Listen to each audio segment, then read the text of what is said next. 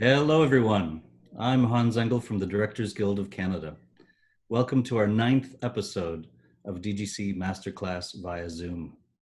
These are unprecedented times beyond anyone's imagining.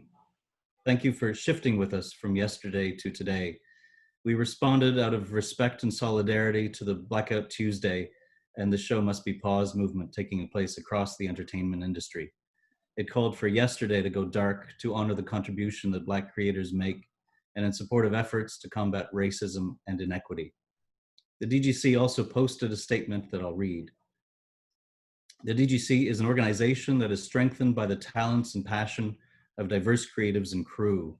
We stand together in solidarity with the Black community and all those who still face discrimination and hate to fight for a society free of systemic racism. Black Lives Matter. These are incredibly challenging times, like nothing any of us have ever faced before, which makes me, frankly, even more grateful that you're joining us tonight. We must be vigilant and engaged, and I believe that in order to engage at this level, we must also find time to disengage and recharge. Through these masterclasses, we're bringing you together with some of the most interesting creatives in the industry today. The DGC prides itself on being the place where the creative community comes together to celebrate and discuss the work. We're going behind the scenes and talking to some of the top creatives in the industry, covering directors, designers, picture and sound editors, with a new episode every week. So far, we've had Emmy-winning director Jean-Marc Vallée, Emmy-winning editor Kelly Dixon, Oscar-winning designers David and Sandy Wasco, a special event with brilliant Indigenous filmmaker Jeff Barnaby, two-time Oscar-nominated doc filmmaker Firas Fayyad, two-time Oscar-winning sound editor Karen Baker-Landers, Oscar and Palme d'Or nominee Adam Egoyan, and Oscar-nominated designers KK Barrett and Patrice Vermette. If you want to watch those, we're posting them all, as we will this one tonight, on both the DGC National and the DGC Ontario YouTube pages. So check them out there. Tonight, I'm very pleased to introduce our moderator. Odario Williams is a Guyanese-born entertainer raised in Winnipeg, Manitoba. Today, he resides in Toronto as a popular hip-hop artist.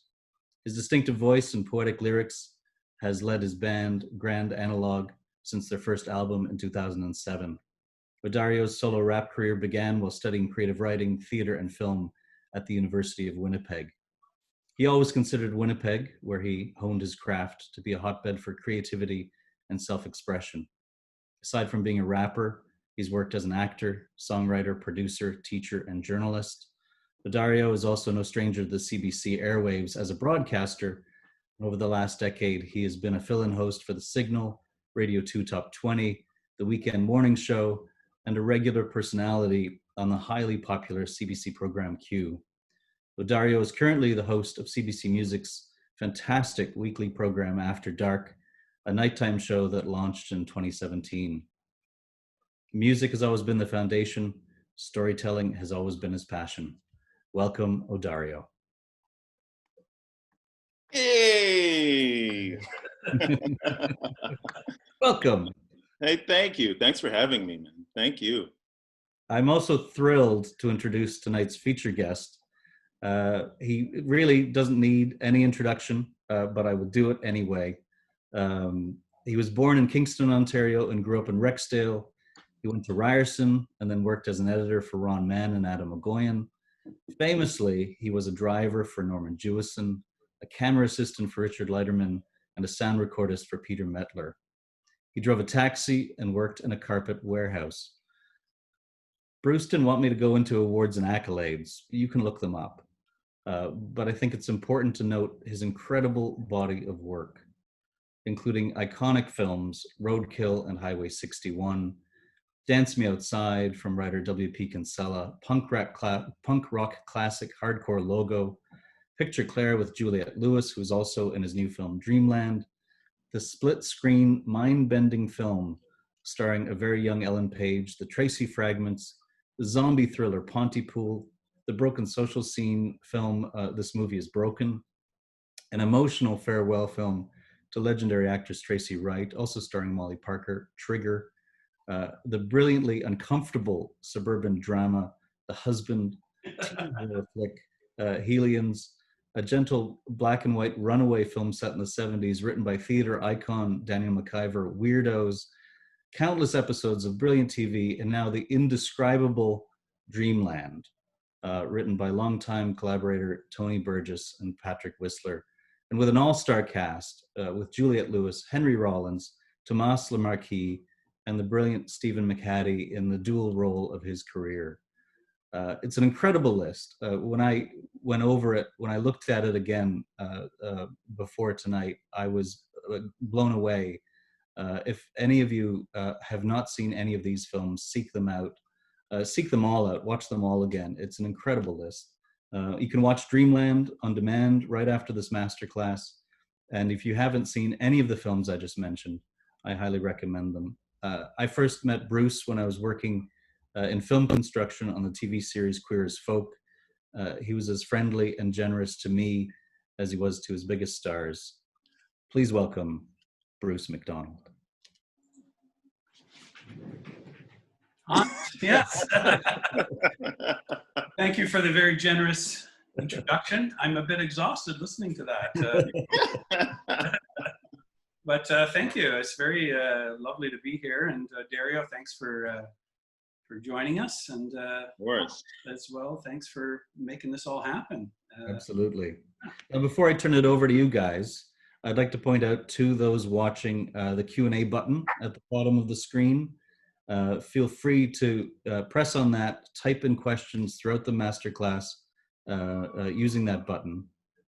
Dario will try to get to as many questions as he can throughout the night. Ask anytime, but he may not be able to get to all of them. Have a fantastic time. I'm looking forward to watching. Over to you, Dario and Bruce. Have a great time. Thank you, Hans. Oh man, I was hoping Hans would just keep going. That was good. Yes, yes. And that's all, folks. Thank you. Thanks, Hans. Oh man. Bruce, how are you? Well, I'm okay. You know, I'm as good as anybody is. And it's a lovely evening here in Toronto. You're in the hood in your place. Yeah? Yeah, I'm at home. It is a lovely evening. I just put the dog outside. So here's hoping he won't be howling from outside the door. So I apologize to anybody if he does. He's a 1-year-old husky, and he's quite a madman. He's mad. He's mad. You can bring him in anytime. Yeah, I just might bring him in because we're going to be chilling, talking. For those of you that don't know, most of you don't know that Bruce and I are buddies. So this is going to be more of just two guys having a chat, and I'm looking forward to it because we do this often enough anyway. So, Dreamland. Now, Hans, he described it best. It's undescribable. It's a piece of work. It's a strange movie for strange times, yes. It's a strange movie for strange times, no doubt. And, you know, I had to watch it twice. It always says a lot about a film when you have to watch it twice. But the first time I watched it was 3 a.m. and I shouldn't have done that. And then I decided to watch it. I watched it again. I watched it again at noon the next day just so I could understand what I was watching. So I guess my first question to you is, how did this film even come about? Congratulations, by the way. Another one under your belt. It's a fantastic piece of art. So yeah, let's start with that. I mean, how did it all come about? Well, it probably came about through the relationship with Tony Burgess, who is a screenwriter, novelist. We worked together on a movie called Pontypool, which is a kind of a zombie movie set in a radio station. And that was 2008. What's that? That was 2008. Yeah. Yeah, and Tony Burgess, myself, Stephen McHattie, Lisa Houle. You know, when you get through something, you have a good time making it. You know, the impulse is always like, let's keep the band together and do something else. Yeah. So it probably came about through a short film by a great director and writer, Robert Boudreau. he made a short film called The Lives of Chet, the Deaths of Chet Baker. Where Okay. he imagined, well, how did Chet Baker die in that Amsterdam hotel room? And Stephen played just a fantastic Chet Baker. Robert went on to make the movie Born to be Blue, about Chet Baker. And so we had that impulse to sort of do a biopic or something like that, but we realized it was probably beyond our grasp to deal with the estate and deal with all that. And with Robert's film being made, we thought, well, what would a movie look like that was sort of imagined by heroin addicted Chet Baker? And, so Tony, being the beautiful madman that he is, cooked up this story. And Stephen was part of the process when you're writing scripts. It's very unusual, I think, to write a movie with a specific actor in mind. It's not done, but it's just not done as often as it could be, because the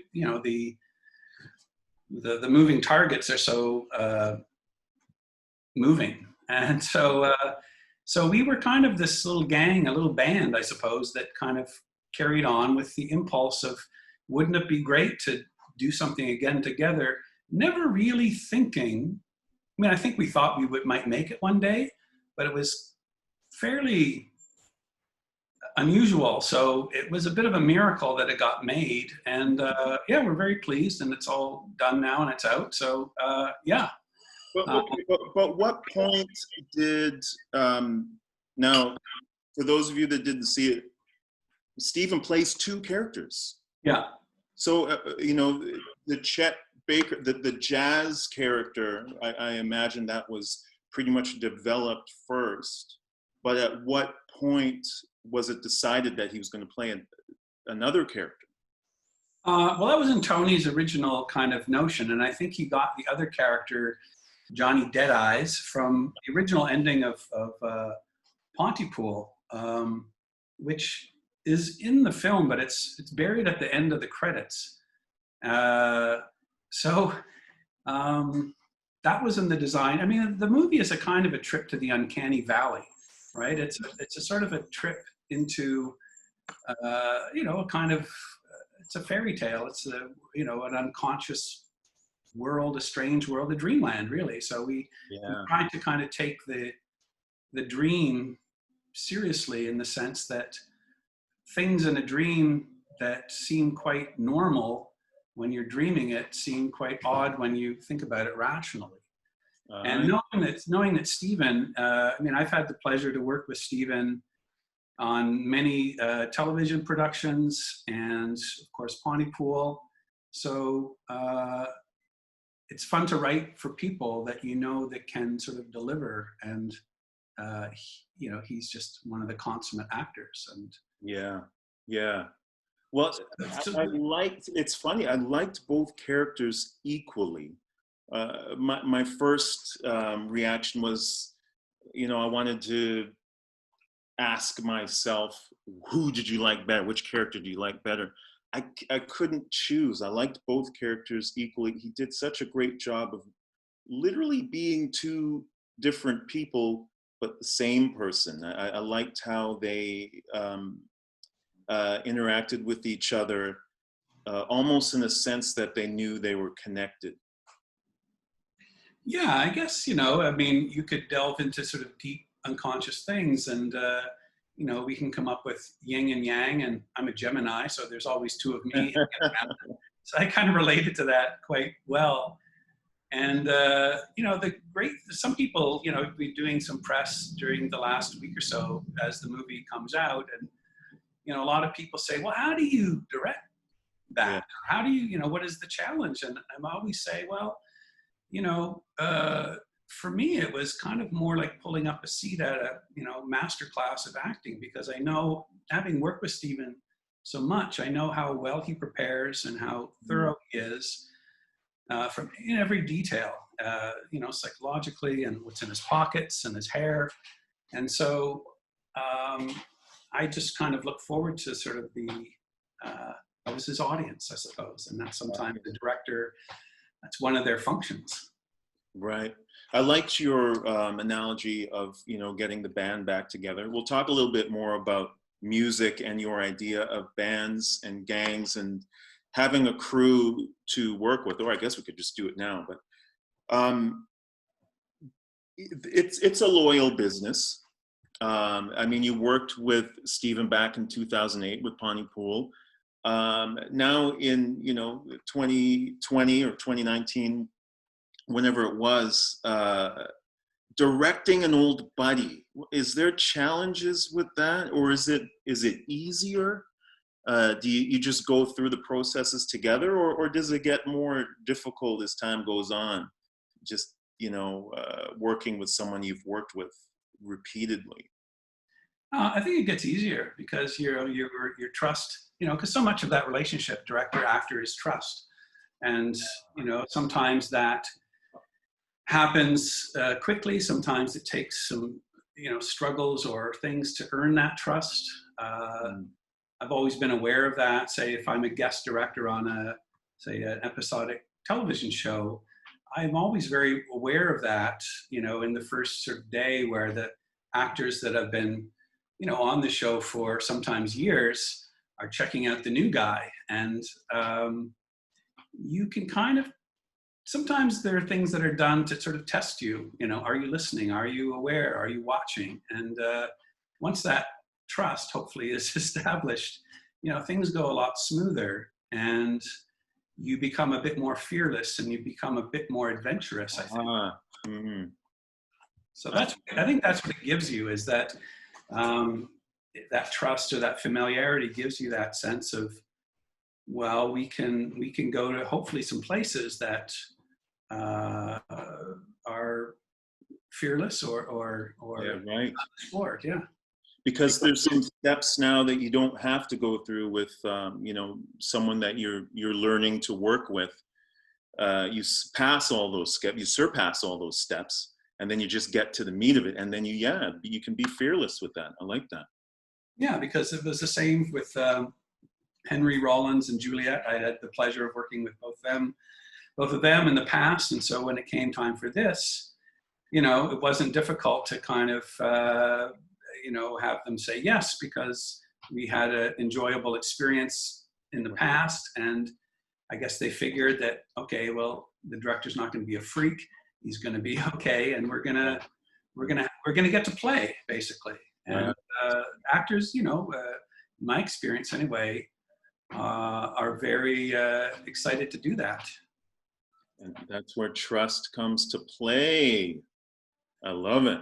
Trust comes to play, absolutely, yes. That's where trust comes to play. I'm going to check on some questions because I don't want to leave anyone out, and this is really great. I'm looking forward to digging in with my man Bruce. Okay, so we have an applause here from Matt, which could be our buddy Matt. Maybe Matt, you could let us Hannum, perhaps. Yeah, it could be Matt Hannum. Matt Hannum, yes. Matt, if that's you, identify yourself, please. I do have a question here from John.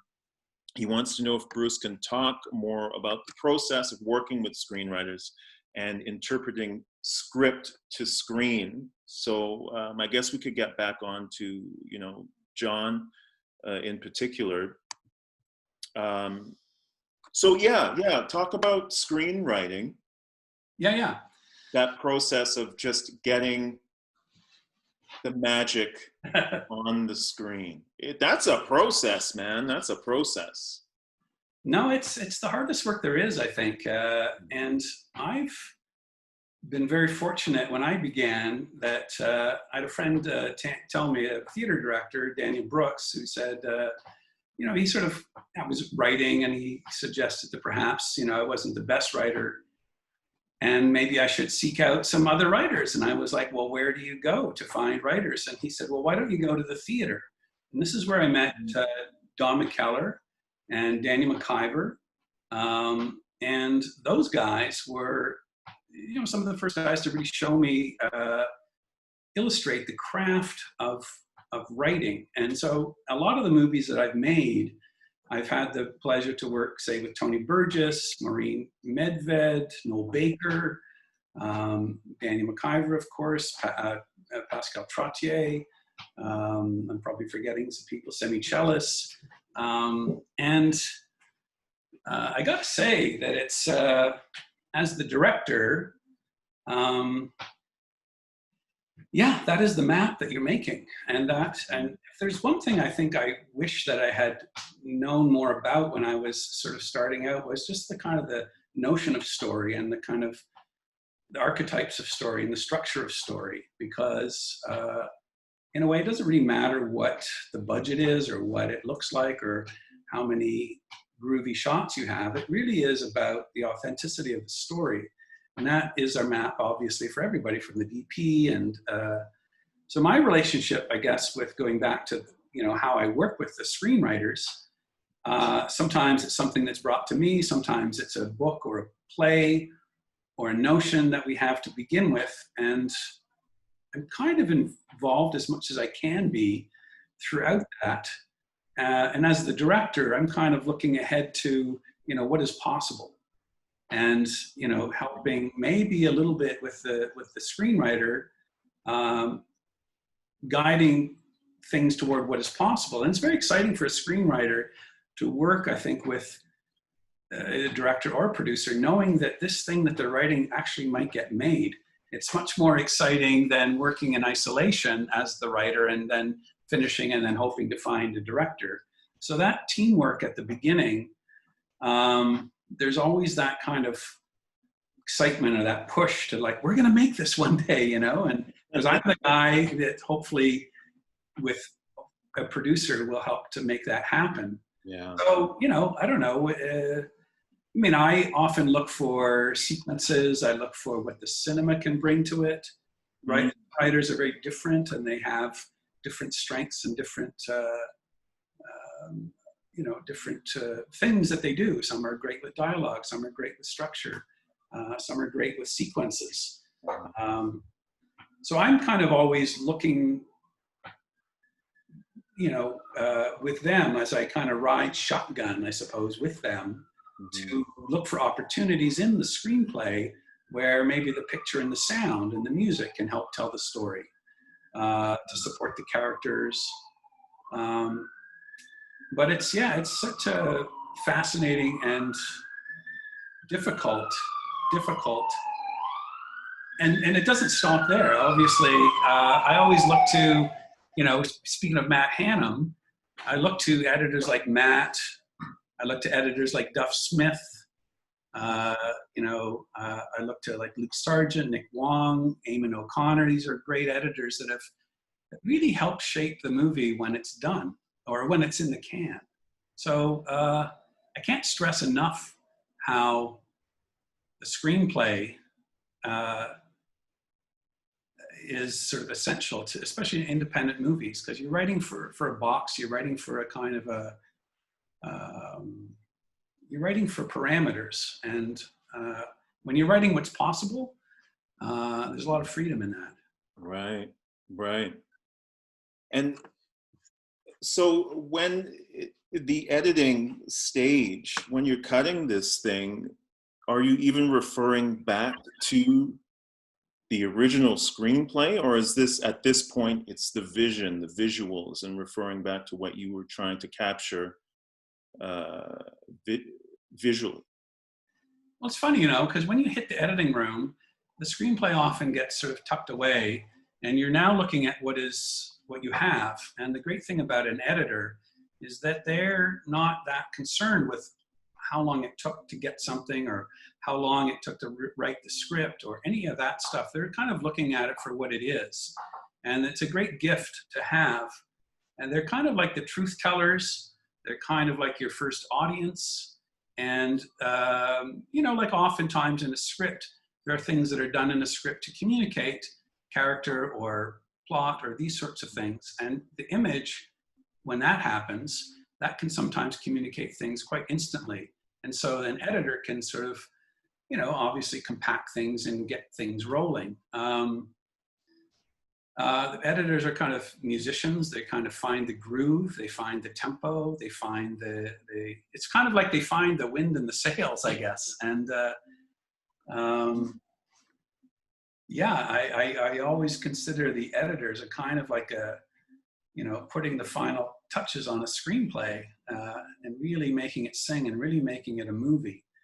And it can go either way. I imagine there's a lot of, that's where the arguments come through, no? Well, yes, because it's the kind of the last stop along, it's sort of like. The last stop, I love that.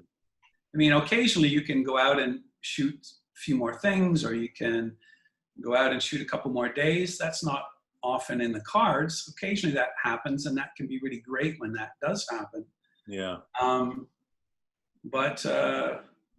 Yeah, I mean, I've always been lucky too that the writers that I've worked with have often been on set with me. Don McKellar, Noel Baker, Max McCabe-Locos in The Husband. And that's always a real blessing because they they're the hard drive of the movie in a way. And they're there because, as we all know, a lot of the people watching know that there are some days where you're just concerned with trying to get a shot before lunch or doing this and that. Mm. And it's always great to have the writer nearby to remind you perhaps of an impulse or a thing. I mean, one thing that I sort of regret, I mean, I started making movies in the 20th century.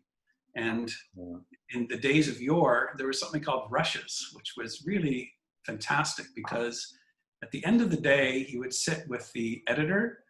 If the writer was on set, they would be there, the DP and yourself, and then any other crew people would come, and you would watch what you shot, not that day, but the day before. So no matter how hellish the day was, you would have this kind of cherry on your day, which was like, oh, look at all the stuff we did yesterday. And it was a chance to kind of talk about performance and about framing and about just the vibe of how things went. And it was a daily occurrence. And, I mean, digital has brought us so many great, amazing things. Yeah. One of the things that I think has suffered is that sort of communion of those key people in the making of the movie. Yeah, wow.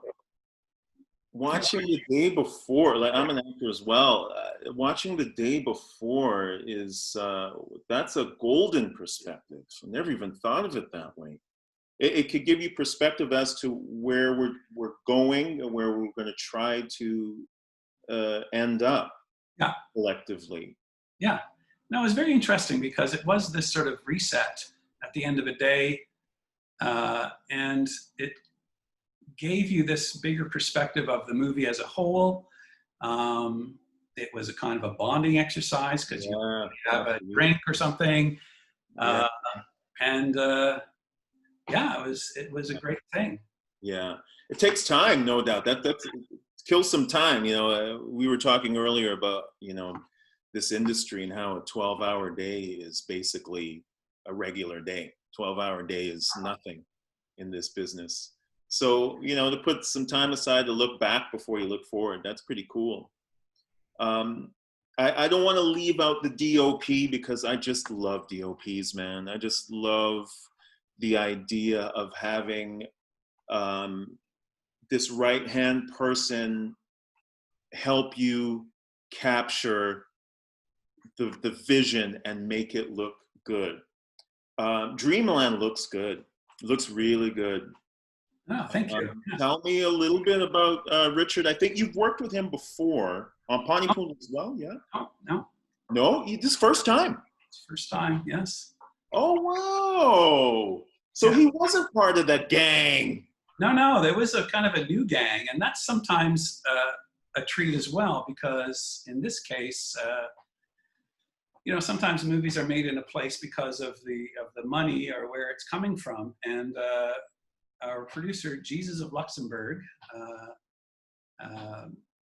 was our kind of host, I suppose. And so the people that went to Luxembourg to shoot were Amber Ripley, our amazing producer from Vancouver, Keith White, our MVP of the shoot, from Halifax, and myself.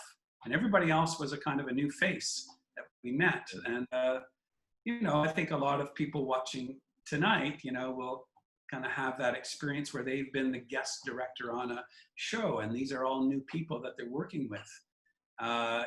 And hopefully, you know, you always hope that it can be a great experience. But as the guest in a new country and a new land and a new way of doing things, yeah, I was lucky to meet Richard and our designers, Florence and Eugenie, and our costume person. And these are all, you know, people working at a, you know, they've done many things before. So yeah, it's, you know, and often people are presented to you, they're kind of like, you're coming to the new land, and so the producer goes, well, here's like 3 or 4 DPs, and you maybe talk to them. Yeah. I always find that it's more about the personal conversation that you have with somebody. It's less about their work, Right. not to diminish their work, but it's, you know, you're, as you said, you're about to start a new band. So you're hoping to work with people that you can kind of groove with, you can talk to, you can argue with, you can, you know, you maybe share some musical, you know, things, some common ground. Yeah. So, yeah, sometimes it's a blessing to have, you know, just a new palette, a new, brand new kind of experience. Yet you hold on to the, you hold on to the band, you hold on to the home team, and that's hopefully there again for the next time. That's right. That's right. And that is the beauty of this business. I have to interject and say that Adam McGowan says hello. Ah, Adam, yes, one of my great inspirations in this business, I must say. I got to work with Adam when I was starting out. I was working with Adam as a film editor. Peter Metler was shooting, and it was this sort of, you know, great team. And Adam was such an inspiration for us because, you know, this goes back to, again, back to the 20th century, but we were just so, I remember the first time, it was for speaking parts, and Adam was shooting 35mm film, and we were just, I was just so amazed to touch the film. This was, I had to kind of be there, I suppose, but Adam was a great sort of, I don't know, a leader. Adam, Patricia Rozema, Ron Mann. These were the people I looked up to because they were people in my neighborhood that were doing it. They were making it happen, and they were doing things that were original, and they were powerful, that they were making a noise on the state, on the world stage in Berlin and Cannes, and you know, that was a huge lift for, you know, people like me to go, wow, you know, it's possible. You know, because here we are, we're all working outside the gates of Hollywood. And this was a time in Toronto when the business wasn't as sophisticated and as prevalent as it is today. So what time is this? What's that? What time is that? This would be what, 1934, I think. Okay. Well, not a bit beyond that. It was, yeah, Bogart was hanging around with us. It was amazing. Awesome. No, this would have been late 80s, early 90s kind of thing. And, yes, okay, that sounds about right. Because before then, you know, we looked at people like David Cronenberg. We all looked to people like Jean-Pierre Lefebvre, who was a Quebecois filmmaker, and you know, the great films made out of Quebec, Claude Jutra. You know, these were like, but this was Ontario. This was a new land. Toronto was a new, you know, there were films that Hans mentioned Richard Leiterman, who was an amazing camera operator and worked with Alan King. And, you know, there were amazing films that we, you know, looked at and were inspired by. But I must say, you know, if it wasn't for guys like Adam and Patricia kind of paving the way, I don't know. I mean, it takes a community, and I'm so happy and lucky in a way to be part of this little gang that kind of started up for very, you know, a number of different reasons. You know, because you had this community that you could learn from, you could compete with, you could bitch about, you could compete with, and it just made it seem like it was possible, because it's thinking about making a movie is sort of an impossible. That's right. Notion for every time you start out, it seems impossible. That's right. I love that it takes a community. And I also love hearing stories of times. I call them mini revolutions because you never see them coming either. I just got right. You're just in it, and you don't know that. Don't know exactly. Around, right? And then it's beautiful to look back and say, guys, we were in the mess of it, and it felt really cool. I got a little surprise for you. I think Adam might join us for a couple minutes. Awesome. That's great. So if that's true, let's give this a shot, shall we? Yes. Let's hear a couple stories. No, I was totally not expecting that. Sorry. No, this is. But I just want to say, Bruce, you were the leader because you did that issue of Cinema Canada, which actually was the kind of the treatise on what was happening at that point, and it was really. And the other thing I was thinking as you were talking is rushes. I was thinking, how did we ever have time for that? When I'm shooting now, I mean, you must have that feeling too. Like we're shooting these really long days. How did we all But it was amazing. I remember sitting at Medallion. I'd be in the editing room. I'd come down. You would come in with Michael McManus. You would come in with David Webb, with Monica Continuity, and there was just this kind of amazing kind of energy of the crew coming in, and they had just done a day. And then you all sat together and you watched, I don't know, maybe 20 minutes of rushes. And there was this great feeling of community, of discussion, of things were happening. And it was such a great touchstone, That's what I was thinking about. Do we, now that we all have our individual tablets and we're getting these digital dailies, do we have those discussions still? Do you find that you're still actually communicating as in a group situation, and actually until you said it, I realized that's a radical shift in terms of how we make stuff, right? Yeah. I sort of dread it because everybody's got their rushes and God knows what they're looking at it on, and they might be looking at it on their phone or their whatever, and then everybody's kind of coming at it, and which is good. You want people to kind of chip in, but it's a very different thing from standing in the room together and whether it's a problem or it's a victory, and that you kind of win together or you figure out a way together to kind of lose it, because when it's all fragmented like that, you get the broken telephone and you get a little bit of this and that, and it's I know I feel that way. I feel like much more of a target, when people are responding in that way. And I've always wondered if there was a way to maybe not completely get that back, but make that a bit of a part of the day or the week. I've noted some people at the end of the week, they'll have the editor put together, a little bit of a sample reel of what was shot that week. And so the crew come, and the crew, because sometimes the crew don't see exactly, what's exactly going on. So it's a nice lift for everybody at the end of a difficult day or a difficult week. So I don't know if that can be reinstated somehow, but, with independent films, sometimes we get to design our production. This is the number of hours that we're going to shoot in a day, or this is, so there's a little bit of that design in the structure of things. You know what? Whatever. I want to hear about the 80s, man. That's what I want to hear about. I want to hear about the 80s.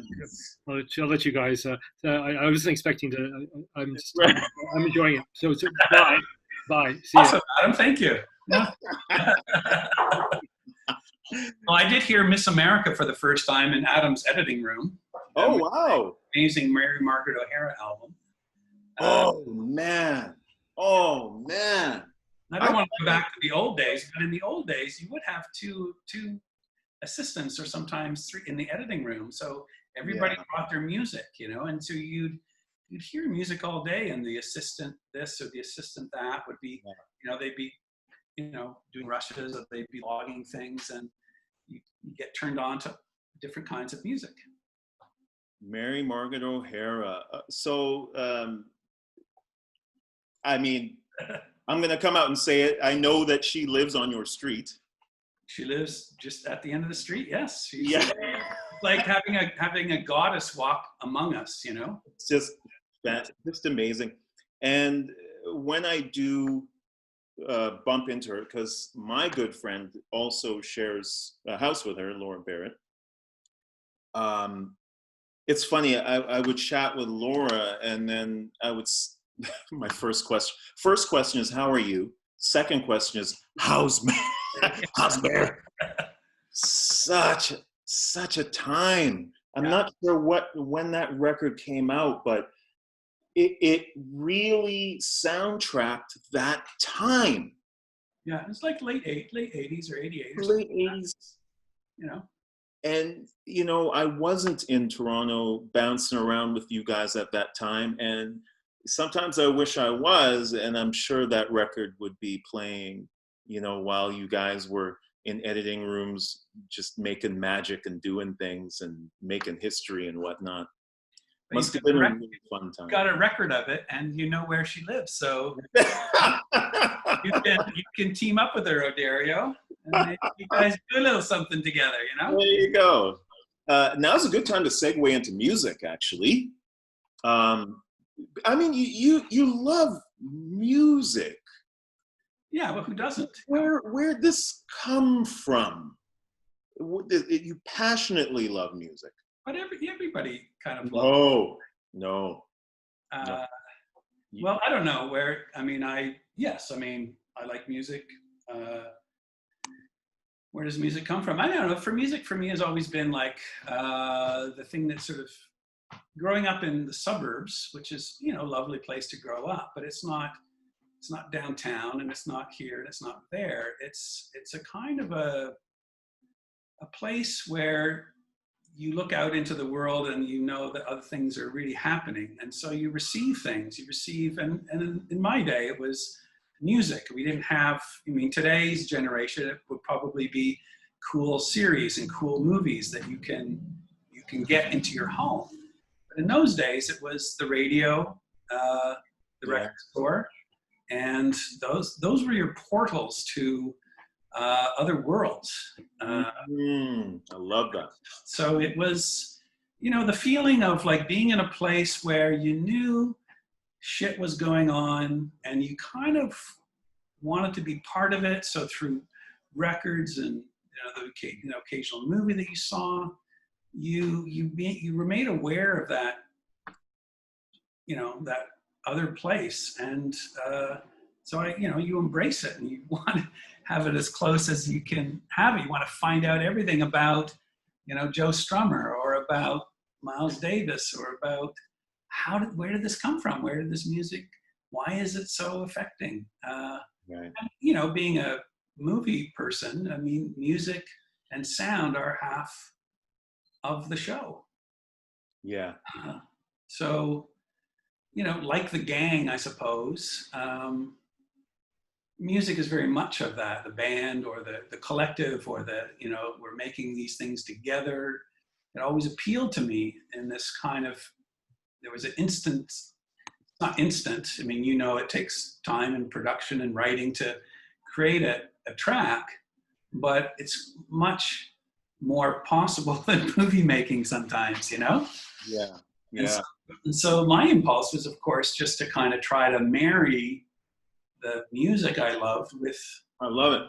pictures or stories, things. Or, often we would cast, favorite musicians because we just wanted to touch them. We just wanted to kind of, it was Art Bergman or Jello Biafra or Henry Rollins, it was just like, I hold these people in high regard because they're special, magical people. Creative beings, no doubt, and being in film is just another outlet of being a creative being. There's a handful of questions about Hardcore Logo. As you can imagine, because we got into you know, the subject of music. We may as well just burst that bubble now, and you know, there's a couple of people that just, you know, want to know, you know, your experience making Hardcore Logo. This is an anonymous person. They feel it's one of the best films about music ever. So that was really, really great. Wow. So yeah, let's go back a little bit, and then I'm going to jump back to Dreamland and the music and that. So we've got lots to talk about, but we'll start with Hardcore Logo. Well, just quickly, other best films about music ever. If you haven't seen the Nick Cave movie, 20,000 Days on Earth, I would recommend it as one of the best sort of musical portraits ever. Yes. Yeah, Hardcore Logo was based on a book of poetry by a writer named Michael Turner from Vancouver. And it was brought to my attention at a barbecue in the neighborhood by a wonderful person. And I guess being a book of poetry, I thought, well, there's not a lot of pages in this book, so maybe it won't be so hard to adapt. So hard to, because I'm basically a lazy guy in a certain sort of way.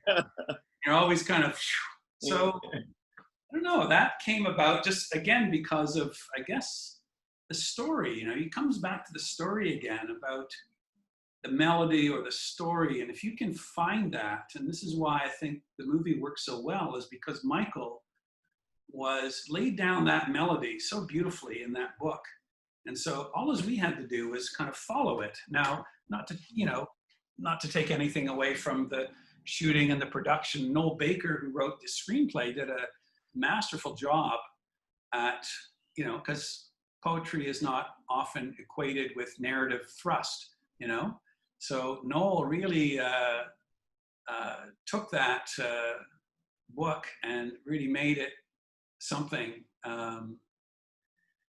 So I'm not sure. One of the things I think that made it what it was in the late stages of scripting, and we were talking earlier about that relationship between script and director, and it was quite late in the game where we came to the conclusion that this movie should perhaps be a documentary, because one of the,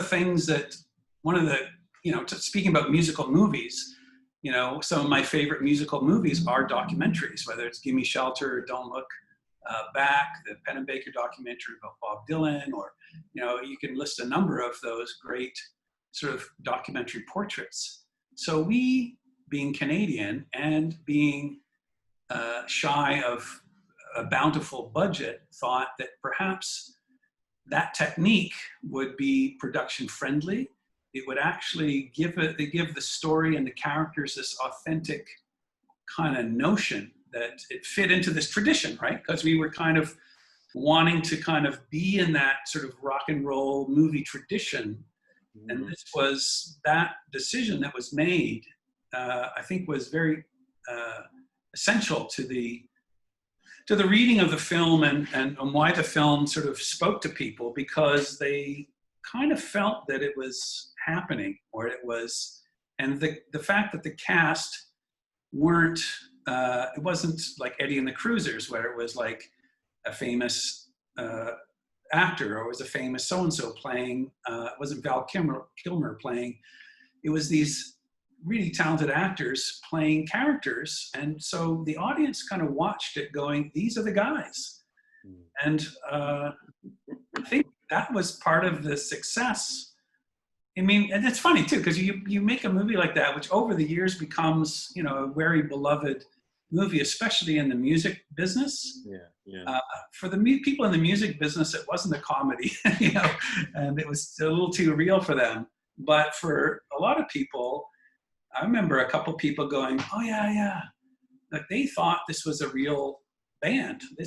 You know, they were like, "Oh yeah, my brother had their records," and so that was a great testament to to Reg Harkema, who cut that movie, like did an incredible job. Christine Habler, who was our producer, Rachel Leiterman, our assistant director. So yeah, it was one of those like great fun times you can have making a movie, and I still, you know, see Callum all the time and Hugh Dillon. you know, like the music was very authentic. Absolutely. You know, Peter Did Moore. did you know you were sitting on something so special? No, no. Right. Often, I mean, most of the time, I think in pretty much every case, you know, you finish, you know, you do your thing, you put it out, and you know, stuff sort of happens a little bit. You do some festivals, and but I think for almost every one of our movies, it's been like a 5-year burn, and then suddenly people start going, "Hey, this is like Pontypool was like that," and you know, Hardcore Logo was like that, and I don't know. I mean, sometimes it takes some time for the audience to find the movie because we don't really have the resources to kind of announce ourselves to go, hey, this is the thing, and da da da. So it's really interesting to see how certain projects at their time of release are kind of like, it's kind of a bit of a, yeah. But over time, people kind of discover it and they find it and they are shown it by a friend. And it kind of gathers its little tribe, you know. So it's a really beautiful thing that happens. And so there's something DIY about that. There's something punk about that whole idea. Yeah, I think so, because you know, punk is very much about, you know, using what you have, right? Yeah. Like, I guess, you know, talking about music, Dario, like, you know, the music that first spoke to me was kind of punk rock. It was like the Clash, and the Pistols, and the Ramones, and all that sort of stuff. Because you know, you listen to that and you realize, well, I don't have to be a virtuoso. I don't have to be Jimmy Page. I don't have to be, you know, Jeff Beck. I can just know 3 chords and have an attitude and a kind of velocity, and you use what you have.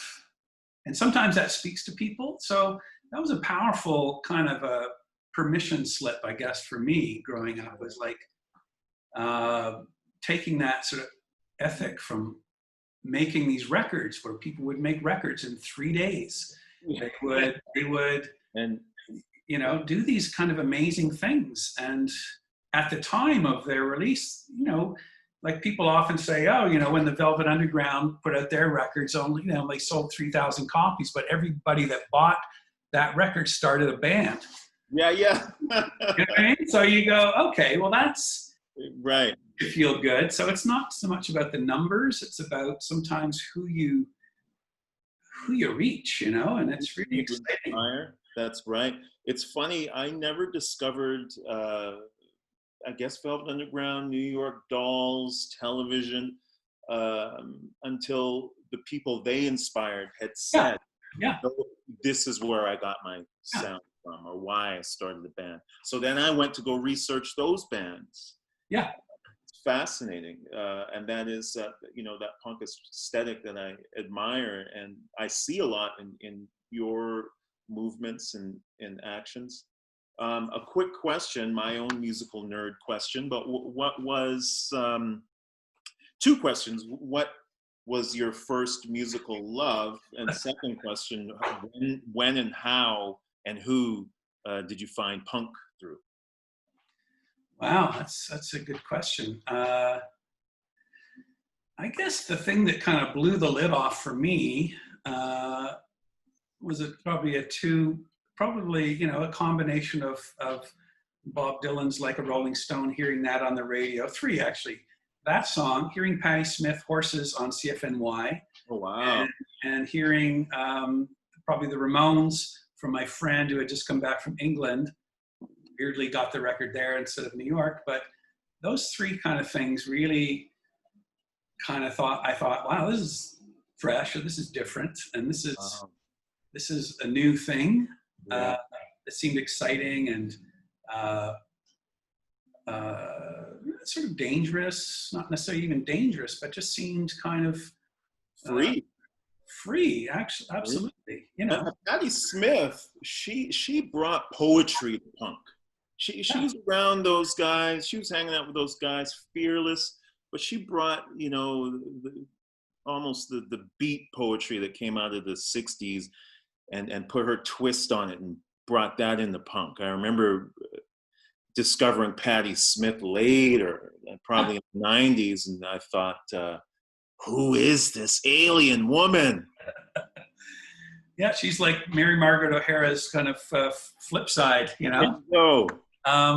But you get entry with somebody like that, say Patti Smith, and then through her you discover William Burroughs, and you discover Jim Carroll, the New York poet and the rocker, and you discover Arthur Rimbaud, the poet, the French poet, and you discover Sam Shepard, the playwright. So these doors just open, and you're like, well, if Patty likes them, I can check it out, right? And then you discover, oh, there's this sort of tribe here that are kind of, whether you're a theater person or you're a movie person or you're a musician person or an actor person, there's a kind of a shimmer shake that's going on, and you feel like you're walking into this kind of amazing forest that's not been broadcast on NBC or CBS or at the Albion Mall movie theater. This is some secret transmission that you've lucked out somehow in coming across. And so those early discoveries you carry with you for your life, and then you hope for more, right? I listen to your show, a lot of nights, and I know that, I'm listening to the radio because there's a kind of a random element, and then I'm also in the hands of somebody that's a curator, and they're kind of taking you places, and it's a trust thing, and so you come across things that you wouldn't ordinarily do if you were just making your own playlist on Spotify.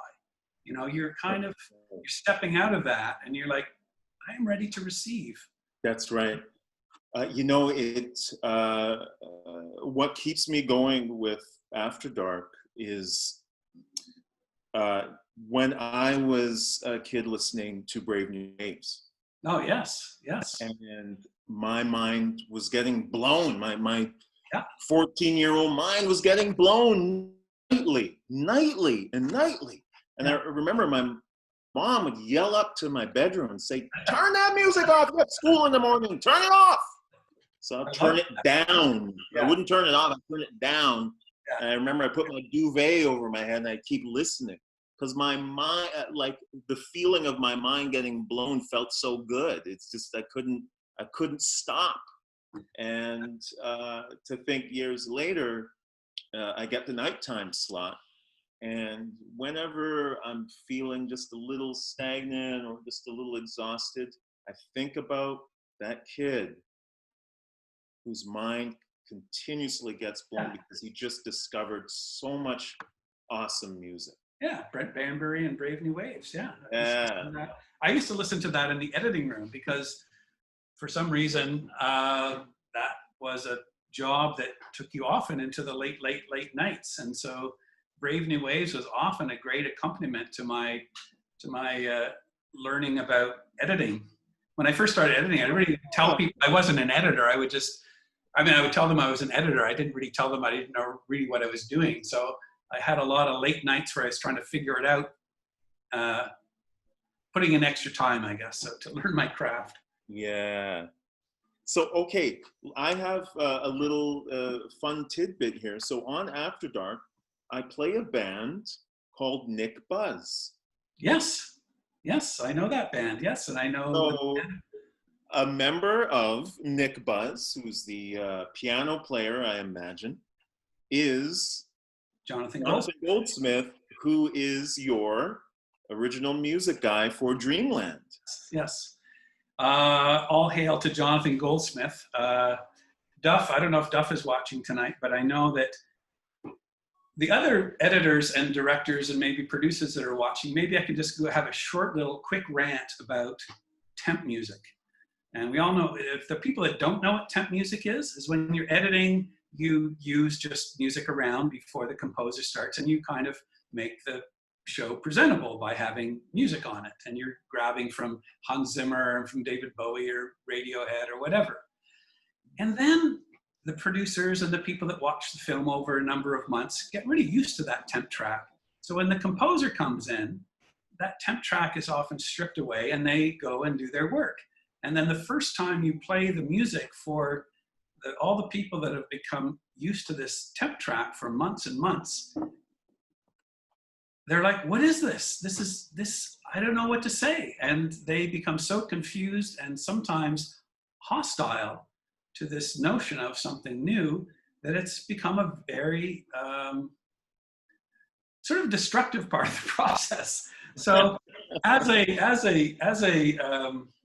finish my rant in a second, but as a kind of, this is what I learned on Dreamland. And so I did a television show not long after that. And I asked the producers, I said, well, just as an experiment, do you think we could like cut the show, but not use any temp music? And then we'll, when the composer comes in, and it was a dream. The composer wanted to marry me, and it was a great experience. So I don't know if I can go back to temp track because I just feel, and any composer will tell you the horrors of that. Anyway, that's the end of my rant, but temp track is fun, but it can be very, it's fun. Yeah, it's fun to play, but you don't want it to play it for too many people. Maybe just right. the editor do that. That's right. Don't let anybody else hear it. Yeah. Anyway, Jonathan came in, and I was introduced to Jonathan through a great friend, Jody Calero, who does works with a lot of composers like Todor Kobakov and many people, and does music placement. And Jonathan came in, and I think like Dreamland is a fairly crazy movie with many different sort of moving parts. And the great thing about Jonathan, and I think, other great composers, is that they make the movie they make it one world, and they listen to what the story is telling them. They listen to the characters, and it was just so kind of, I'm still amazed. I'm still learning the language of, music and talking, but it's such an incredible, it's kind of the last big swath. It's part of the last script writing, I guess, what you might say. The last big script writing effort is the composing. And I find it strange, and maybe it's just my own inexperience, but I think from now on, I want to have the composer begin on day one of prep and say, I told you that's how much you love music and find it important. You just proved it. Yeah, well, there's a story about there's a famous movie, Once Upon a Time in the West, Ennio Morricone, and he was brought in before the script was even written. I think they had the notion of like, let's make a cool Western. And so they said, well, maybe they knew who the characters were sort of going to be. And they asked the composer, they said, could you write themes for these sort of three characters? And, being Ennio Morricone, I mean, he's such a master. Yeah. That the writers and the director, and I think the producer really listened to that. And so that effort and that sonic storytelling guided them through the scripting process, all the way through the thing. And I don't think that happens very often, but that was a story that I love to hear, because what Jonathan brought to this was, he really found the character, he found the pathos, he found the insanity. And, I was just there to kind of, again, appreciate him and give him permission and to be fearless. And it was a great. So that Chet Baker inspired track at the end, how did that? Well, that's an original piece, correct? No, it's a band called the Eurythmics. And so the script, Tony in the script, God bless him, the original script had us doing an Alice Cooper song, but Chet Bakerizing it, because we were big fans of Killer and Love It to Death. And so we picked two Alice Cooper songs, and then Stephen, God bless him, tried to Chet Bakerize it, record it, but it wasn't quite, it just didn't quite work for whatever reason, as much as I love the idea of Chet Bakerizing Alice Cooper. So Stephen brought this track to our attention and said, what about this one? It was a song called I Saved the World Today. And it ended up working out beautifully. And Stephen sings it, and Jonathan arranged it, and coached Stephen through the performance, which is, you know, I mean, Stephen he sang before, but he doesn't have a band. He's not a, you know, classically trained singer. Yeah. Anyway, it was fun. It was good. I didn't even notice it was a Eurythmics track. Yeah. Now I know the track, of course, which goes to show how beautifully it's been transformed. I thought that was really cool. And you guys definitely Chet Bakered that track. I gotta interject a sec. So by the way, that Matt earlier, that was not Matt Hannum, that was Matt Middleton. Ah. So hi to Matt Middleton. Hey, Matt. And also I have a question here from Christian Sparks, who will be on this series, I believe on the 30th. Hi, Christian. He says, Dreamland seems as if it has a kind of nightmare logic to it. Now, did you enjoy working within this alternative space? And how did it affect the way you approached directing the film? Well, we very much took the Dreamland kind of notion, where I think the idea for myself and for the key crew people, Richard, the DP, and Duff, the editor, and, you know, our designers and our costume person, was to kind of embrace the dream and to kind of have that the first sort of line of attack rather than logic and narrative coherency. I mean, not that the film doesn't make sense. It's quite logical in its strange way. But we kind of tried to leave a door open in the unconscious, because that's where dreams come from. And we decided that we wanted to take a trip into the uncanny valley. And, you know, for me, when I dream, I was telling you about my Bruce McCullough dream last night, where he was orating with a large pair of diapers on. I'm not sure why, but it was a fabulous dream, and it made complete sense at the time. Hold on, let me just interject so people know why we were talking about Bruce McCullough. So I've had a couple people stop me on the street and say they're looking forward to this series. So I was very flattered to hear that, and I wanted to share with Bruce, you know, people saying, oh, wow, I heard this is happening. And one person had asked me, hey, what are you doing tonight? And I said, I'm interviewing Bruce McDonald. And the response was, oh, I loved those guys, Kids in the Hall. Continue. I wish I was as funny as Mr. McCullough. So yeah, I mean, it was a fun project to make, because it was one of those projects where the first instinct was sort of the right instinct. And we didn't try to second guess things. Like, we took David Byrne's kind of maxim of stop making sense, and we took, you know, the kind of fluidity of a kind of William Burroughs novel, and the fluidity, I suppose, of, you know, David Lynch, who is a great sort of master dream weaver. And we took,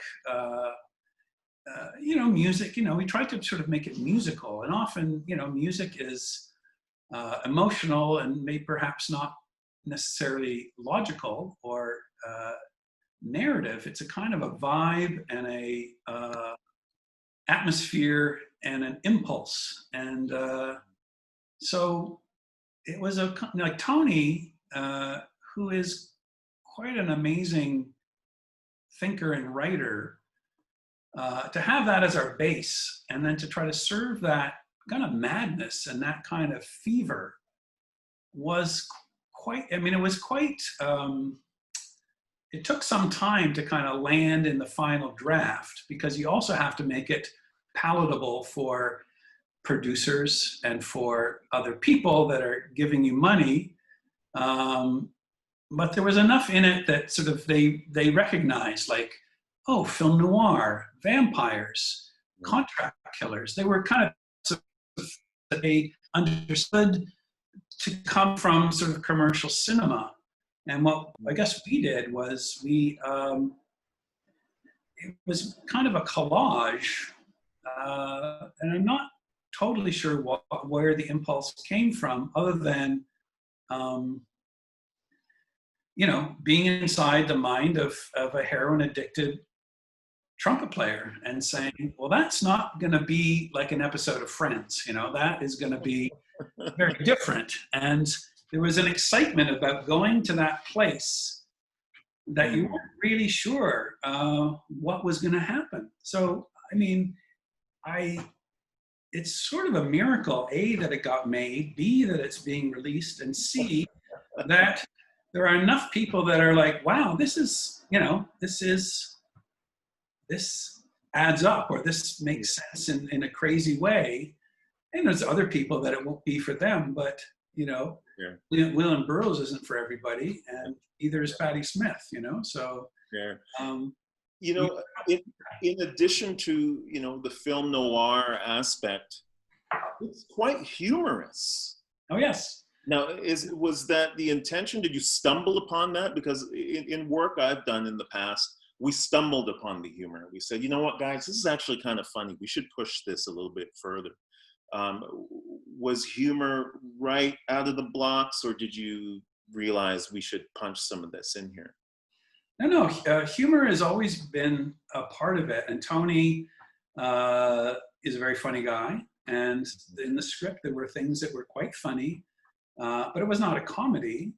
I mean, it was kind of maybe perhaps the humorous moments in it are kind of an antidote to, you know, whenever you go into sort of hard art film, you can sometimes maybe forget the power of humor. I mean, we look to kind of trashy European movies as one of our inspirations. And sometimes I like to call this like a Euro trash jazz Western.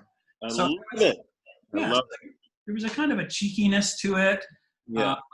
I mean, definitely there's like, you know, serious bits and very emotional bits, but, you know, humor is a great kind of palate cleanser because, and once the audience kind of knows that it's okay to smile or laugh, like Duff was always, you know, as the editor, he was, one of his big contributions was like, let people enjoy the ride.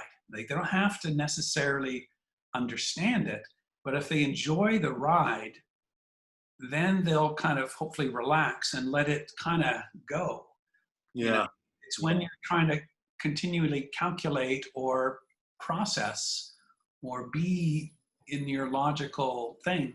So anyway, it was a strange movie to write, to make, fun to make, I must say. We had a very good time, and the actors kind of rose to the occasion because they all, you must find that, like when you're, Dario, when you're acting and somebody lets you play, it must be so liberating. Right, absolutely, absolutely. I usually ask the director, is this going to be all right? Are you okay? I mean, now in the digital age, we can just let the thing run, right? Sure. You've been on sets, and I've been on sets where it's like, you cannot change a fucking word. Yeah, right. The writer guy goes berserk, right? Right, the one with the clipboard on the side, the one with the clipboard. Sometimes in my peripheral, I could see the person with the clipboard going, he's way off. Look, way off. And then everybody just kind of clams up and they just deliver and they go home. They're like, okay, let's get through this. And yes. Now to add to this, add to the humor, add to the, you know, film noir versus that. I'm thinking about the vampire. Now, I remember reading, okay, now there's going to be a vampire up in this film. You know, immediately I was asking myself, how are they going to approach this? How's the vampire going to approach this? I love the way he approached it. Maybe you could talk a little bit about that. I don't want to hack his name, Thomas Lemarquis, right? Yeah. Yes. So, you know, there was a lot of this going on. You know, what was he thinking? What was the approach? What was the inspiration? Well, I think in the writing, in the script, the reference was clearly, you know, Nosferatu or Bela Lugosi or Christopher Lee, kind of a remote, scary vampire dude. Now, in our story, the vampire marries, she's not 14, I think she's 12. So he marries like this 12-year-old bride. And so when I met Tomas, he came in, he was my other screenwriter, Patrick Whistler, kind of turned me on to Tomas. And we loved his performances and the things that we saw. So anyway, when we met, And again, this is the kind of the director-actor thing that is such a fun relationship. And he was testing me out. He was like, is this the guy that's going to just tell me to do it and wear it and see it and walk it? He says, well, I've got this idea. He said, there's a bit of a moral, issue around me marrying a 12-year-old and blah, blah, blah. And I'm like, yeah, I know. This is sort of a dreamy, weird movie about child slavery and that sort of thing. And he said, well, acknowledging that, I mean, that will happen. But he said, for my character, what if I saw that young girl more as like a piece of chocolate cake rather than as a human being? And I'm just so excited to have that chocolate cake and forget any morality or any issue of that. And that's my secret in my mind. And he said, would you mind if I kind of approached the character that way? And I was like, sure, okay. Well, that sounded really interesting. And I wasn't quite sure what that would mean in terms of performance, but very quickly it meant he kind of created this sort of childlike vampire that was very excited about this opportunity and this chocolate cake that was coming his way. And so it kind of made him weirdly more frightening and weirdly more sort of sympathetic. And it was just that one choice that he decided. And sometimes as actors and directors and people know, it's that sort of foundational choice that you make that will change everything, And so,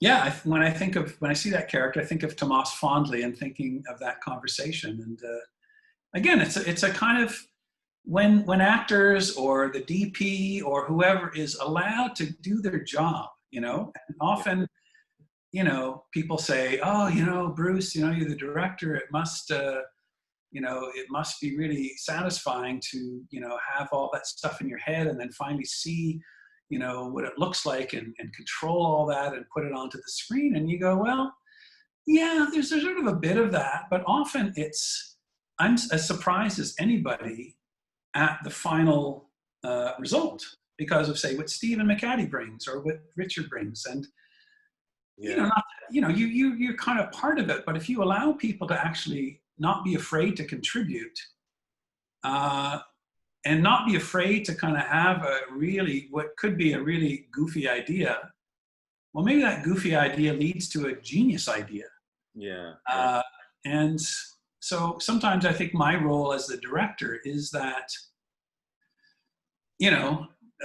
helping people or encouraging them to bring the craziest ideas to the table. Yeah. And generally, I will say yes. And generally, because it's a film, and you have take 2 and 3 and 4, by take 4, if Tomas says, well, I'm thinking for this, I might like to wear this this basket of fruit on my head for this. And I'm like, okay, let's try that. Yeah, right. And pretty quickly, you'll go, oh, no, this is not the right time for this thing. So it's that kind of relationship or that trust of like, let's bring out like all the ideas. And and that's when it gets interesting. And that's when, I think that's why you end up, I like making movies because I'm never quite sure what it's going to turn out like. And I'm very excited by that. I'm excited by you bring in a Jonathan Goldsmith. Now, if it had been Toad or somebody else, it would have been a different score and a different thing, but it would still be amazing. That's right. It'd be different, I like the way you approach that. I mean, just from knowing you personally, you always have an open mind, not just an open mind, but a curiosity that just won't quit.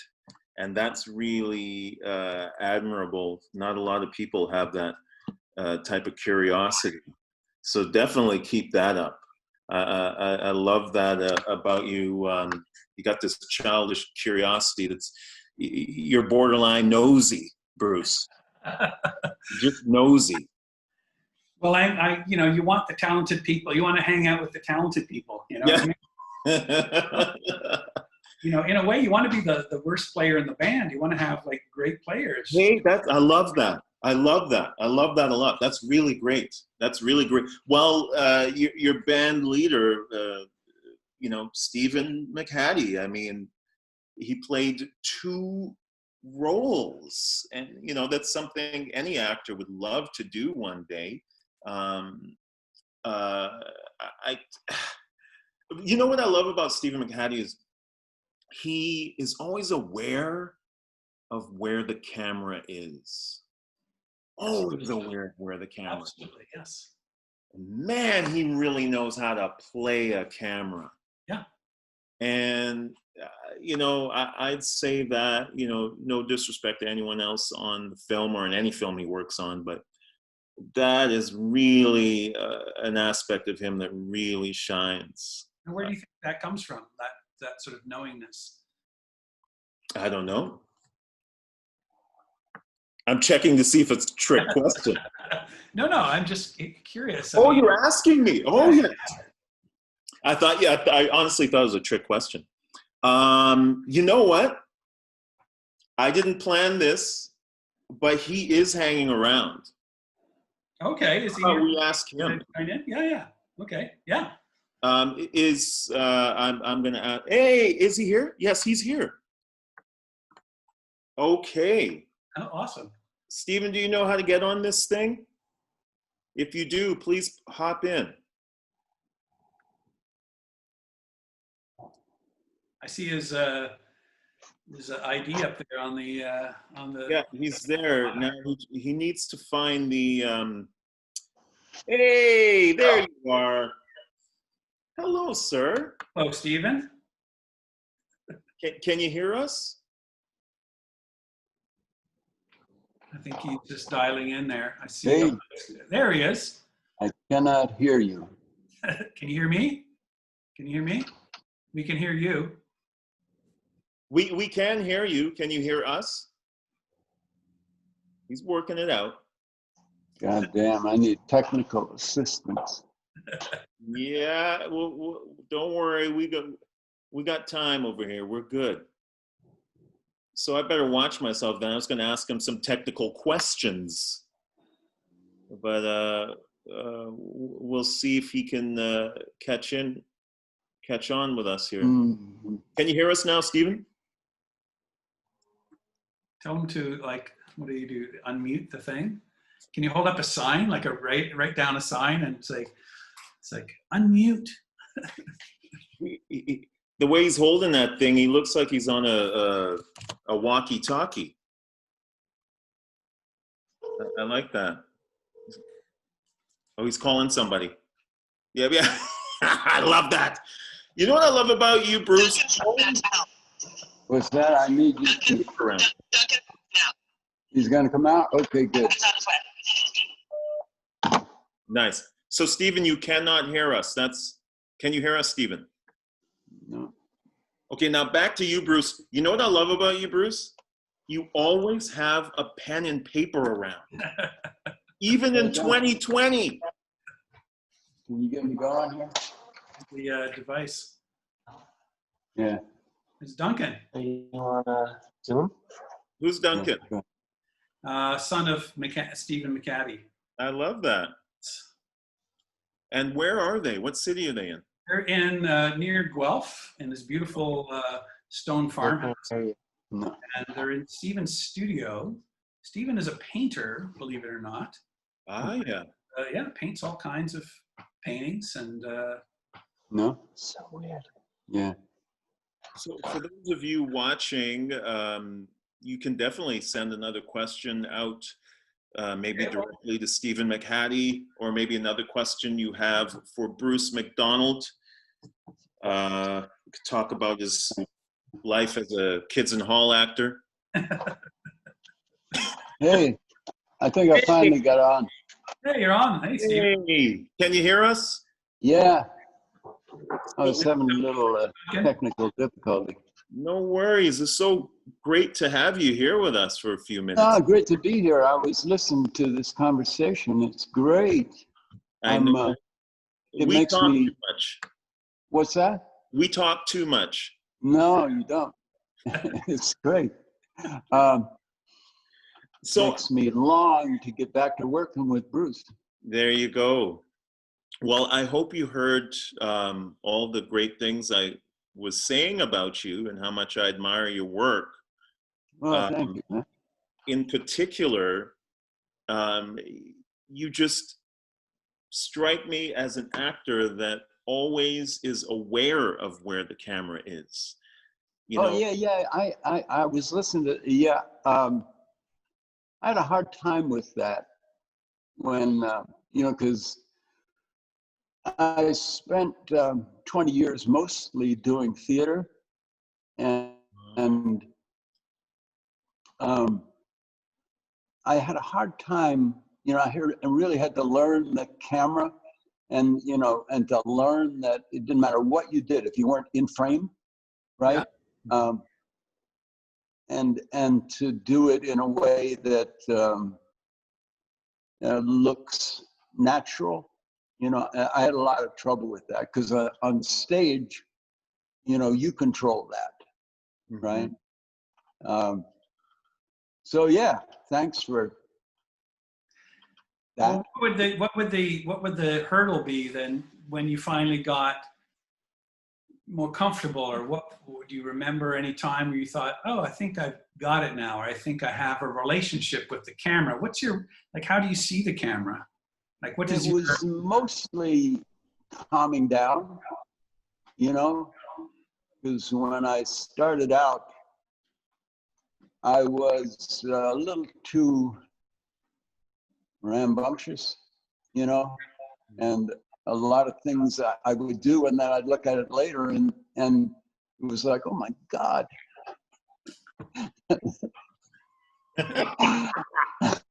So what I meant to do, the camera completely missed, So it's trying to figure out, first asking what the lenses are, right? That they're using, and then as you go from master to closer, yeah, toning it down all the time, learn how to do that, because you want to try to have the same energy in the close-up, but if you do, it doesn't mean anything, Yeah.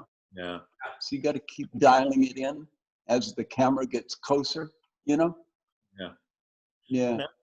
I gotta ask you, even though a certain someone's in the room with us, but what's it like working with director Bruce McDonald?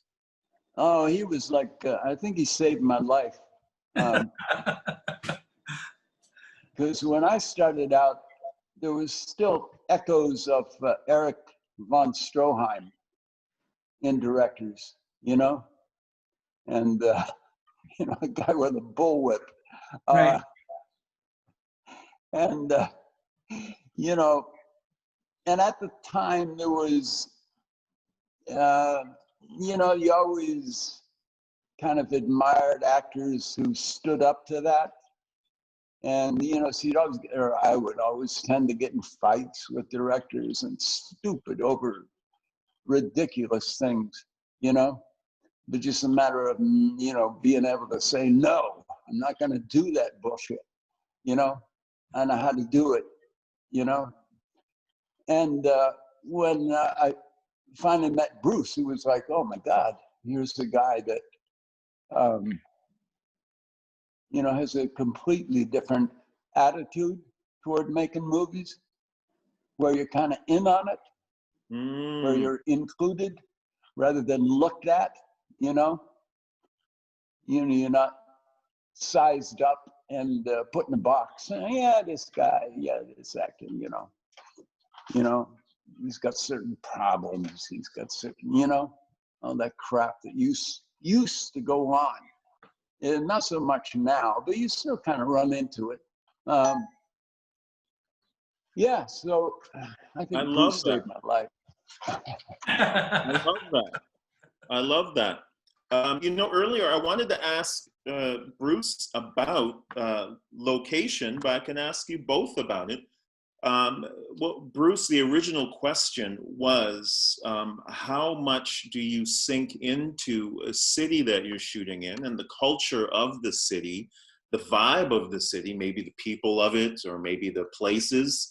How much is that important before shooting? But I can ask you both that because, well, heck, you spent time in Luxembourg shooting Dreamland. So how important did Luxembourg itself play a part in shooting this film and making it the way you wanted it to be? Well, you know, to me, a place is about the people and the people that you meet there. I think of like our props guy, Manu, Stephen, who is like so amazing. Yeah. And, you know, he was just one of those spirits on the set that was, you know, his own world, his own history, but he just brought this kind of, you know, kind of this electricity, this care, this kind of wildness, and this love for the story and the actors. So when you meet people like that, and I'm not talking, you know, he's not the producer, he's not the thing, he's, you know, I love props people. And when you get somebody like that, he makes a difference, and he has a relationship with both myself and obviously with Stephen. So it's, you know, when I think of shooting there, I think of him. I think of steak tartare and all the red wine that Keith White and I drank with Amber in our little compound. Yeah. You know, going out with, you know, Stephen and Lisa, and, you know, going out to these little cafes and restaurants. And when you're away shooting, it's different than when you're shooting at home, as a lot of people watching will know, because you are kind of living the movie in a way, and you don't have the duties that you have at home. And so you have a bit more time to wander. You have a bit more time to work, and to get a little crazy. And it's everything is new, so your senses are heightened, and you're, you know, Stephen, we were talking earlier today, and I remember, you know, we were talking about, well, what are the influences that you take in, say, as an actor, when you're preparing for a role? And Stephen was saying, well, it's sort of like when you're dialed into something, you're dialed into a character or a movie, everything that you see and listen to and kind of informs you. So there's not the book or the textbook. It's the little signals you pick up from the person on the bus, or the strange shop that sells horse tongues, or, you know, whatever weirdness is going on in Luxembourg, or the Duke of Luxembourg driving by in his Rolls Royce with the license plate that says 1 on it. You know? Stuff like that. You just go, here I am. Here you are. So that bar that's in the film, is that did you guys put that together? Is that an actual bar in town? The Arcada. Yeah. We kind of put it together. Okay. Good job. Good job. You know, like the film, it's dark, so it's got its dark overtones, undertones, however you want to put it. But even in the bright light, it's dark. So, like, it really makes that town, wherever it was you were shooting, really spooky. And I don't know if that was just, you know, you really mapping out some good spooky corners, or if, you know, that was really the mood of where you were, or maybe it didn't even matter where you were. But I was just curious how much Luxembourg actually had to do with that. Or maybe you guys are just good at what you do. Well, I mean, part of it was Luxembourg, and part of it was found. Like in the story, there's a world above and a world below, and so our designers helped us kind of find those corners and pockets, you know, which I would never have, I think, gone to. Our first impression was like, we're going to Fairy Castle Land world. Yeah. You know what I mean? Never thinking, because remember, Stephen, when we were working on the script, Yeah. We always had in our minds that this was going to be somewhere, some cute town in Calabria. Yeah. Right? Oh, wow. Yeah. Oh, wow. And I so, love that. yeah, so that was kind of what our minds were kind of set on. And so I think Stephen and I were both a little bit like, wow, this is a different place than we imagined. I Yeah. love that. I love that. Yeah, we had in our heads that we were going someplace warm. Wow. Well, the coldness of Luxembourg really helped with the darkness of the film, no doubt. And Stephen, while I have you here, Stephen, while I have you here, I have to ask you, about the challenges of playing two roles in one film. Like any actor, that's a dream to have to try that. Yeah, well, the one character, the trumpet player, I'd done a little 5-minute movie with Robert Boudreau. So I put most of the work in, because they really got infatuated with the Bruce Weber movie. And I watched everything I could and read everything I could on Chet Baker. So I already had that done. And then the other character kind of came out of Pontypool. Oh, yes, that's right. Sorry, that's what Bruce was saying, yeah. Yeah, so I kind of knew where I was going. I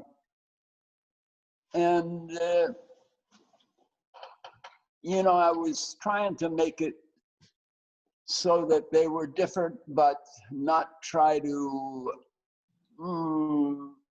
make them that different, so that it would be possible that they were the same guy. Yes. So that was kind of what I was working on. And then, in the scenes where I was both characters interacting, yeah. Yeah, I was trying to work with the space in between the characters. It was mostly what I was kind of working with. Yeah.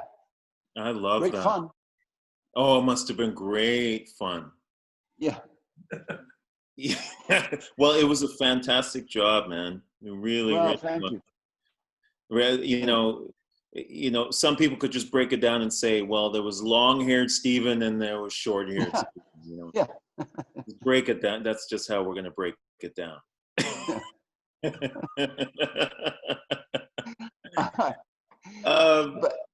But I was thinking about location. Yeah. We first started shooting in a very downtrodden, hard city called Charleroi in Belgium. Okay. So we got the feeling of the movie going there, because it was pretty rough. It's a rough city. So that was where we got the feeling going. That's where the feeling got started. Yeah. What do you remember about that, Bruce? Well, I think Stephen is right, because once you catch the wind or the melody or the thing, because, when you're writing it, you're not quite sure where you're going to be. I mean, the fact that for years we thought we were going to be in a warm southern Italian town. I love it. It's a very different thing from landing in Charleroi, which is this very tough, nasty little place. And after the first few days, we realized, wow, this movie, even though it's dreamland, there's this very severe edge of reality that we're kind of skimming along, and we're participating in, and we're kind of a part of. So it made the dreaminess and the kind of the fantasy of it much more grounded and much more essential and much more authentic.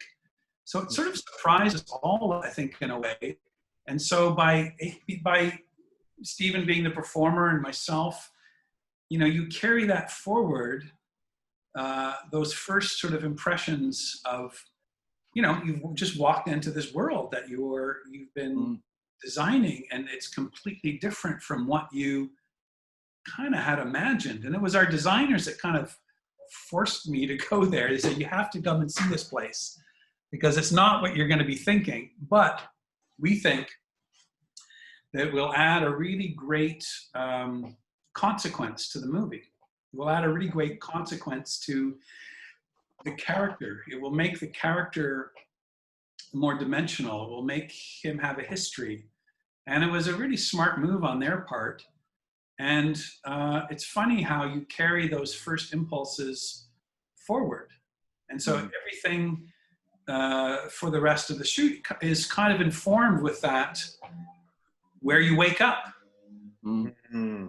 Oh, we're here. Okay. Well, I guess this is how we're going to do it. Mm-hmm. It was very interesting. Yeah, and that's where a guy like Manu was so important, because, you know, being around him, you got a feeling for how things worked in Belgium and Luxembourg, because he knew that world inside out, you know, from a street level. And he was great to be around. Yeah, that was part of my question. I love that. That's fascinating. And it's good that you found that connection, because I imagine it was important for the film to have, you know, some street level connections of the city and how they operate on a day-to-day basis. Yeah. Because really great. Belgium has had a history of, you know, it's a devious, kind of, you could feel the hidden heaviness there, you know. You know, the Congo and the, you know, the whole horrible consequence of that empire they had. And, you know, there had been all sorts of, you know, rotten scandals, pedophilic scandals that we had been reading about. Yeah. So it made the whole world kind of, you know, very present, you know? Yeah, suddenly Dreamland was like real land, you know? Yeah. The world we cooked up, we couldn't make up this crazy shit because it's actually happening right here in Belgium, yes. Well, you know what?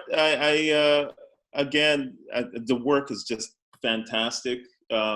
Stephen, I should let you go. The sun is starting to set, and we're heading on almost 2 hours here with Bruce. So I'm going to let you go because the sun's setting and I could barely see you. So we may as well just let you. Very good. Pleasure. Thanks for joining us, Stephen. Thank you. See you on the weekend, Steve. So great. So great. Well, thanks for getting Mr. McCaddy on. That was, you know, he's always got some interesting perspective on things. Yeah. I haven't met him, but just looking at his work, you just want to meet this guy. That's what I do love about him. There are a couple questions. We got to wrap up soon because Bruce, you and I are almost at 2 hours, man. Gosh, yes, we've been blabbing away. I hope people are okay. I'm not even surprised. If anyone has like one final question from Bruce, maybe I'll catch it. There's just so many questions in here. Hopefully, you know, I'll catch yours and we can get it going. If not, I am going to get Hans to come in. He'll come in a second. You know what? I'm going to ask you just a couple questions, just some random shit. Here's a question I ask a lot of my creative buddies. Are you a hoarder? Or do you actually throw things out without even no qualms about it, just throw it out? Or are you that kind of guy that needs to hang on to it for years and years and years? I love throwing things out. Oh, And why? I don't know. Certain things I keep. Records I keep. I keep. I don't know. I'm not a collector. I'm not that kind of thing. I like. Yeah, I'm probably a messy guy, but I'm not. I don't like possessions necessarily. I don't like a nice shirt, or I like some nice boots. But other than that, I'm good. Like. Yeah. So, are you a techie kind of guy, or do you keep it? This is my tech here. I don't know. I'm learning about it, and I just get very impatient. I don't know why. Extremely impatient with tech. I guess because I think it's magic, and when it should just work instantly, and I get very frustrated when I actually have to press some buttons and do something. So. Yeah. Our friend Jamie Paul Rock, who's one of the great producers, is kind of a bit of my mentor in that development. He says, Bruce, you just have to master it. Don't let it master you. And he's very good at that. So I'm trying to learn from my friend Jamie Paul Rock about just put in the time, learn the thing, and enjoy it. Yes. So there you go. Well, on that note, there is a question, sort of a question. A couple people, this came up about 3 times. They want to know what you have to say to the young generation of filmmakers.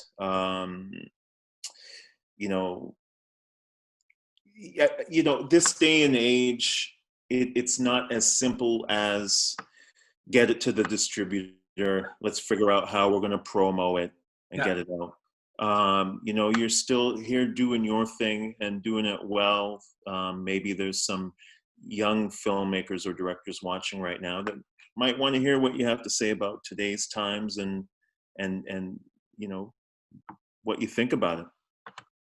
Well, a good question. I mean, I think in a way it's never been a better time to make movies because of technology has made it just so possible. Yeah. So that's kind of amazing. And I think, as a young filmmaker today, there's, a lot of resources. So I think 2 things I would say. I would say story.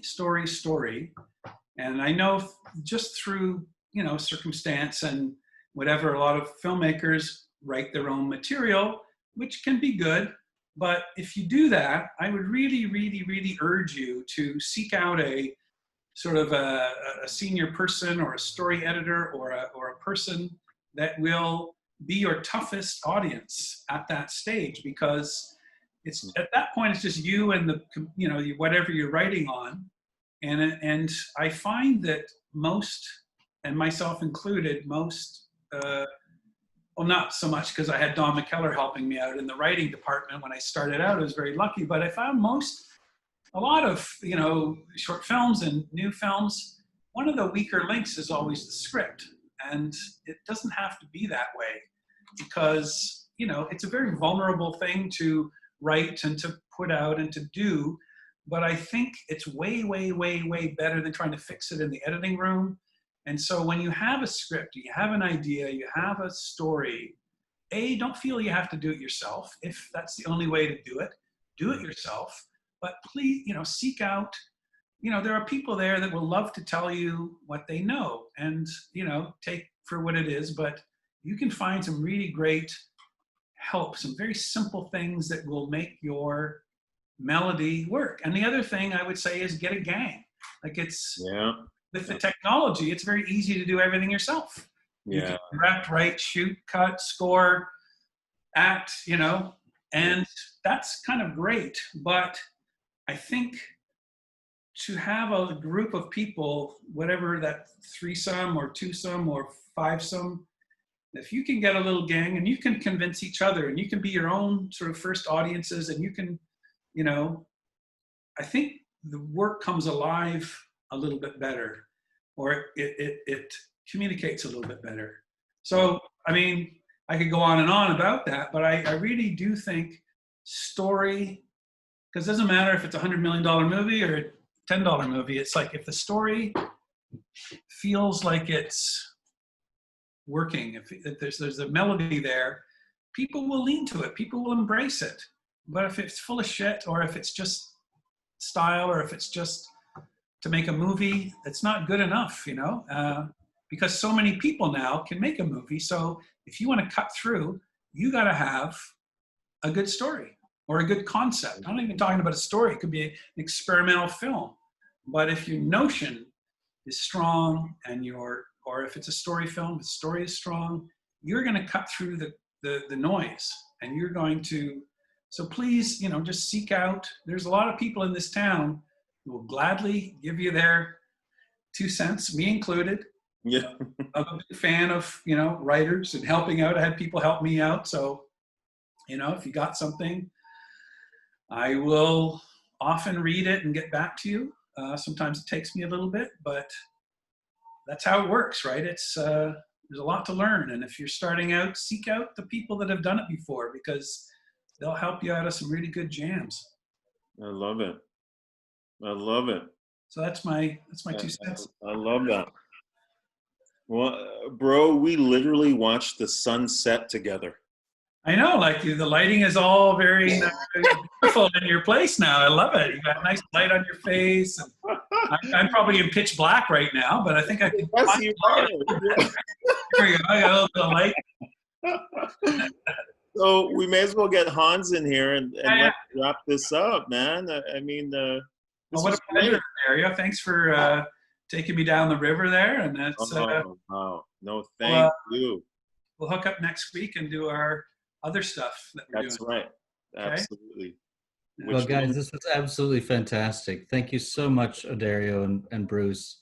I mean, Bruce, you've been a figure, an icon in the Canadian scene as far as long as I can remember. So really, really thrilling to have you here, and know that in the audience tonight were, you know, Adam McGoy and Awesome to have Adam jump in, and Stephen. That was fantastic. and Peter Metler was there, and all kinds of incredible actors, directors. I mean, it really, I mean, the love pours out to you and for your work and for who you are in this community. So thank you so much for being here with us. Incredible. And to all those watching, please join us tomorrow night for our next masterclass with Oscar-nominated director, producer, writer, actor Sarah Pauly, speaking with award-winning DGC director Tom Fitzgerald. It continues to be a great ride, and we hope it's providing some relief, entertainment, and there's no doubt, I mean, this was an incredible conversation, some inspiration in these incredibly challenging times. Be safe, be well, and have a great night. Bruce, Odario, thank you so very much. We'll do this again. Yeah. Great. Have a great night. All right. Thanks a lot, Hans, for having us. That was great. Hans. See you Friday, Peter. Man. So great. Thank you. Hey, Odario. Ciao, man. Thanks so much. Right. Talk to both of you.